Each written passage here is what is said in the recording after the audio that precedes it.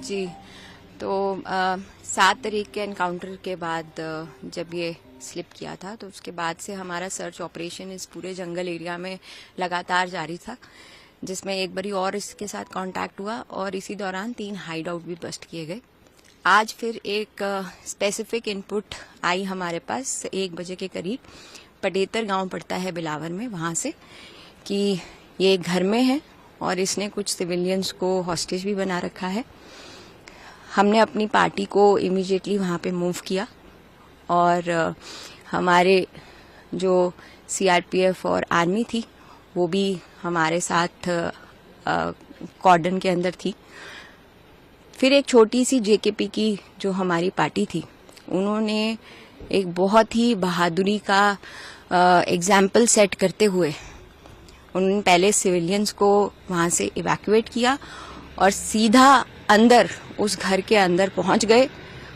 उसका वेपन जो है पहले उसने वहां से सामने से फायर किया और उन्होंने उसका वेपन फिर छीनने के बाद उसको गोलियों से मार दिया। तो मतलब लगभग कॉम्बैट सिचुएशन तक आ गया था। बिल्कुल कॉम्बैट सिचुएशन पे आया था और फायर पहले उसने सामने से खोला जैसे ही हम लोग अंदर गए और फिर उसके बाद वेपन उसका छीनने और उस पे गोलियां दागने तक हमारी पार्टी ने एक बहुत ही ज्यादा एक्सेप्शनल ब्रेवरी मैं कहूंगी, जिसके लिए जेकेपी पूरे देश भर में, विश्व भर में मशहूर है, उसी का एक एग्जाम्पल सेट करते हुए मेरी पार्टी ने इस ऑपरेशन को अंजाम दिया।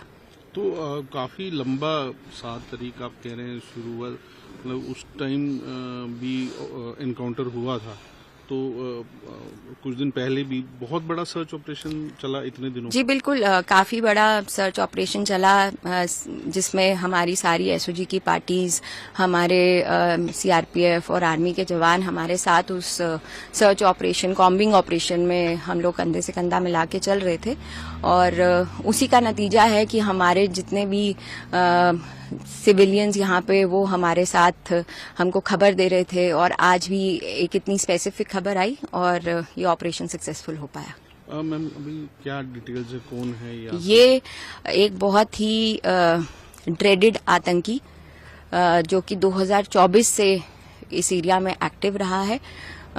इसका कमांडर लेवल का ये टेररिस्ट है, he goes by the name Usman और इसने अभी तक 6 आतंकी वारदातों को अंजाम दिया है 2024 से, जिसमें सिविलियन की डेथ्स और हमारे फोर्सेस के जवान भी शहीद हुए हैं।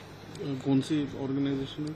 ये जैश ए मोहम्मद का आतंकी है। तो मतलब ये पाकिस्तान से इन्फिल्ट्रेट? बिल्कुल पाकिस्तानी फॉरेन टेररिस्ट है ये। जैश ए मोहम्मद आतंकी संगठन के साथ के ताल्लुक रखता है and he goes by the name Usman. Ma'am इतना दिन जिस तरह लगे तो कि कहाँ ये जंगल क्योंकि बहुत घना है, तो कितना एक मुशक्कत लगी, भाग ये लगभग ऑन द रन था। देखिए, तो जैसा कि आप पीछे देख ही सकते हैं कि यहाँ पे घना जंगल और बहुत सारे अंडर ग्रोथ, यहाँ पे पेड़ों की बहुत ज्यादा है। जब मैं 7 तारीख को हाइड आउट पे भी पहुंची थी तो 5 मीटर की दूरी से भी इसका हाइड आउट नहीं दिख रहा था। मैं इतने पास पहुंच के भी वहां तक अपनी आंखों से देख पाना बहुत मुश्किल हो रहा था, क्योंकि इतनी डेंस वेजिटेशन और फॉरेस्ट एरिया और सीधा स्टीप स्लोप, नीचे 80 डिग्री की स्टीप स्लोप वहां पे थी। और हम लोग जब पहुंचे थे तो एकदम घिसटते हुए वहां पे पहुंचे। तो इसी तरीके का ये सारा टेरेन है, तो ये हमें काफी चैलेंजेस का सामना करना पड़ रहा था, बट हमें भरोसा था अपनी टीम पर कि ये आतंकी जरूर मारा जाएगा।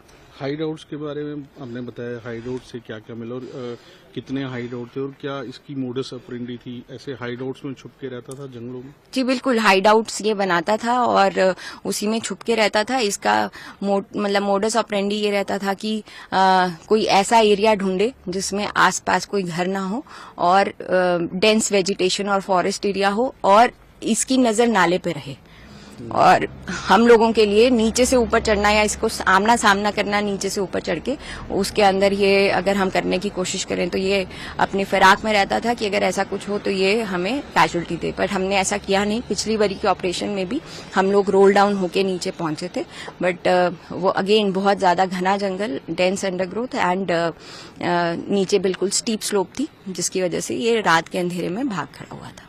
कितने हाइड आउट इसने जो आपने इसके जो बस्ट किए? अभी तक 3 हाइड आउट हम इसके बस्ट कर चुके हैं, और अभी भी हम बाकी जंगल एरिया में और भी ढूंढेंगे कि कोई नेचुरल केव या हाइड आउट अगर हमें मिलता है तो वो हमारा अभियान जो है वो लगातार जारी रहेगा। किस तरह के हाइड आउट बनाता था, मतलब खोद के या कोई नेचुरल केव्स थी, क्या था? सो 1-2 हाइड आउट हमें ऐसी मिली हैं जिसके अंदर वो नेचुरल केव में थी, बट ये जो 7 तरीक वाली हाइड आउट थी उसके अंदर तो ये बना रहा था खुद से, तो पत्थर वत्थर रख के एक बंकर टाइप का बना रहा था और एक डेंस कैविटी टाइप की बना के उसके अंदर छुपा रहता था। कुछ क्या मिला हाइड आउट से? जो हाइड आउट से इसके उस दिन तो खाने का सामान, कुछ सिलेंडर वगैरह, बर्तन, ये सब मिले थे। अच्छा, मतलब कोशिश कर रहा था वहाँ, मतलब सिलेंडर लेके सरवाइव करने। 7 तरीक वाले हाइड आउट में ऐसा नहीं मिला था। जो बाकी हाइड आउट बस्ट हुए उसमें एक में किसी में सिलेंडर मिला था, बट वो इसी ग्रुप का था, इसका नया बनाया हुआ नहीं था। अच्छा, वो पुराना हाइड आउट था। तो मतलब इनका ग्रुप कोई और भी है, मतलब आतंकी और अभी भी? हमारे डिस्ट्रिक्ट के अंदर और आतंकी होने की कोई पुष्टिकरण नहीं हो पाया है, बट इसका तो हमारे पास एकदम स्पेसिफिक इनपुट था कि ये एक आ चुका है, तो अभी तक और आतंकी हैं या नहीं उस पर अभी कहना थोड़ा मुश्किल है। अभी क्या क्या रिकवरी में हुई है? रिकवरी के लिए मैं आपको अलग से एक ब्रीफिंग दूंगी जिसमें हम आपको वो सारी चीजें दिखा देंगे कि हमने इससे क्या क्या रिकवर किया है, but prima facie M4 weapon इससे रिकवर हुआ। M4 अभी तक मिल चुका है? M4 वेपन मिल चुका है इससे, हाँ जी। और कोई मतलब ग्रेनेड्स या और कुछ? हाँ जी, वो भी है। मैं वो आपको जैसे ही हमारे पास, क्योंकि वो जहाँ पे ये ऑपरेशन हुआ है वहां से यहाँ तक पहुंचने का रास्ता 4 घंटे पैदल का है, जिसमें आज पूरे दिन बारिश और बर्फबारी होती रही है, तो उनको थोड़ा सा आने में, यहाँ तक पहुंचने में थोड़ी टाइम लग रहा है। तो जैसे ही वो आएंगे तो हम आपको उस पर ब्रीफ करते हैं। तो इतना मुश्किल, क्योंकि मौसम भी खराब था, उसके बावजूद भी कितनी दलेरी से इसको जो है न्यूट्रलाइज किया गया। जी बिल्कुल, आज JKP ने अपनी जाबाज, जिस तरीके से वो अपनी जाबाजी के लिए जाने जाते हैं, उसी की एक मिसाल कायम करी है। तो लगता है एक बहुत बड़ी कामयाबी, एक यहाँ से कठुआ से काफी ड्रेडेड टेररिस्ट का सफाया हुआ है। ये जी बिल्कुल, आज एक कमांडर लेवल के टेररिस्ट का, फॉरेन टेररिस्ट का सफाया किया गया है। Thank you.